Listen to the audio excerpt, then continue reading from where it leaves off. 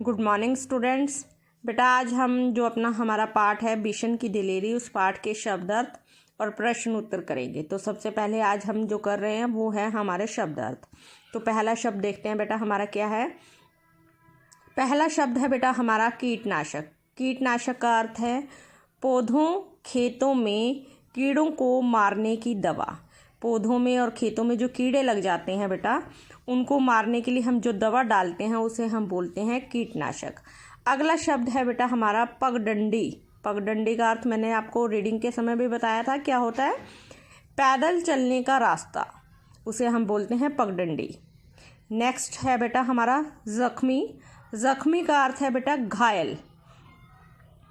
Next शब्द है बेटा हमारा एकाएक। एकाएक का अर्थ हुआ अचानक। नेक्स्ट मुश्किल। मुश्किल का अर्थ है कठिन। नेक्स्ट आस्तीन। आस्तीन का अर्थ होता है बेटा कमीज़ की बाजू। जो हम कमीज़ डालते हैं उसकी जो स्लीव्स होती है, इंग्लिश में स्लीव्स बोलते हैं, हिंदी में हम उसको बाजू बोलते हैं। नेक्स्ट है बेटा हमारा उम्मीद। उम्मीद का अर्थ होता है आशा। अगला शब्द कामयाब। कामयाब का अर्थ क्या हुआ? सफल। वह तीतर की जान बचाने में सफल हुआ, यानी कि कामयाब हुआ। अगला शब्द है बेटा हमारा देखिए अजनबी। अजनबी का अर्थ क्या है? अनजान व्यक्ति। जिसको हम नहीं जानते ऐसे व्यक्ति को हम बोलते हैं अजनबी। नेक्स्ट शब्द है बेटा हमारा खपरैल। खपरैल का अर्थ होता है बेटा जो छत मिट्टी से बनी हो, सीमेंट या ईंटों से ना बनी हो, जो मिट्टी से बनी हुई छत होती है उसे हम बोलते हैं खपरैल। नेक्स्ट शब्द है बेटा हमारा छप्पर। छप्पर से होता हुआ नीचे आ जाता है बिशन, तो छप्पर का अर्थ है बेटा घास फूस से बनी हुई छत। घास फूस से बनी छत को हम बोलते हैं छप्पर। लास्ट और अंतिम शब्द है बेटा हमारा रोबदार। रोबदार का अर्थ क्या हुआ? उन्होंने रोबदार आवाज़ में कर्नल ने पूछा था ना तुम कौन हो, तो रोबदार का अर्थ मैंने आपको बताया रोबीला भी हो सकता है, और दूसरा अर्थ हो सकता है इसका प्रभावशाली। तो इसके दो अर्थ हैं, तो मैंने तो यहाँ पर एक ही लिखा है, आप दोनों में से कोई भी याद कर सकते हैं। धन्यवाद। नेक्स्ट है बेटा इस पाठ के प्रश्न उत्तर। तो पहला प्रश्न देखते हैं। हमारा पहला प्रश्न है, जी हाँ हमारे पास लाइसेंस वाली बंदूकें हैं। सरपंच माधो सिंह भी हमें जानता है। शिकारियों ने कर्नल साहब से क्या सोचकर ऐसा कहा होगा? जब कर्नल साहब ने उनसे पूछा कि आप यहाँ पर तीतर मारते हैं, तो उन्होंने कहा कि हाँ हमारे पास लाइसेंस वाली बंदूकें हैं, और जो सरपंच है यहाँ का माधो सिंह वो भी हमें जानता है। तो उन्होंने क्या सोचकर ये बात कही उन्हें? तो उत्तर है बेटा इसका, शिकारियों ने सोचा होगा कि कर्नल साहब हमें डांटेंगे, इसलिए उन्होंने ऐसा कहा होगा। अगला प्रश्न देखते हैं बेटा, बिशन घायल तीतर को क्यों बचाना चाहता होगा? वह क्यों बचा रहा था उस घायल तीतर को?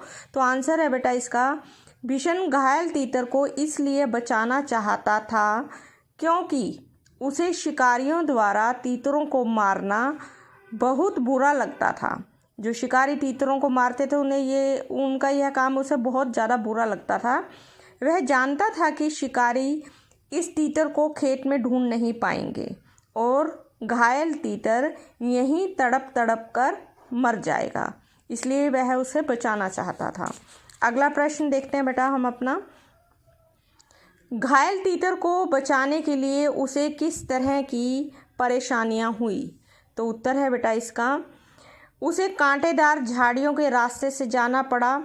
वह घुटनों के बल चल रहा था, जिस कारण उसके हाथ पाँव में भी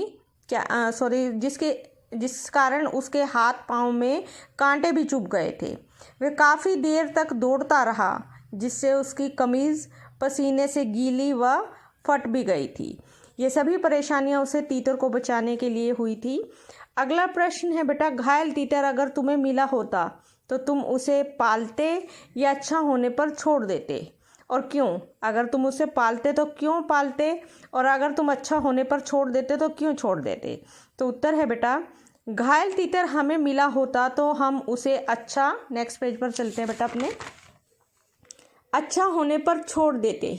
क्योंकि सभी पशु पक्षियों को स्वतंत्र रहने का अधिकार है। सभी को आज़ादी प्रिय होती है बेटा, और सबको आज़ाद रहना अच्छा भी लगता है।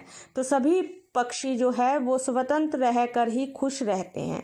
हमें भी जिस तरह से आज़ादी अच्छी लगती है, कोई हमें बार बार रोक टोक करता तो नहीं अच्छा लगता हमें भी, और हम भी एक कमरे में बंद रह नहीं सकते, हम भी खुले आसमान के नीचे रहना चाहते हैं। तो ये इसका आंसर था।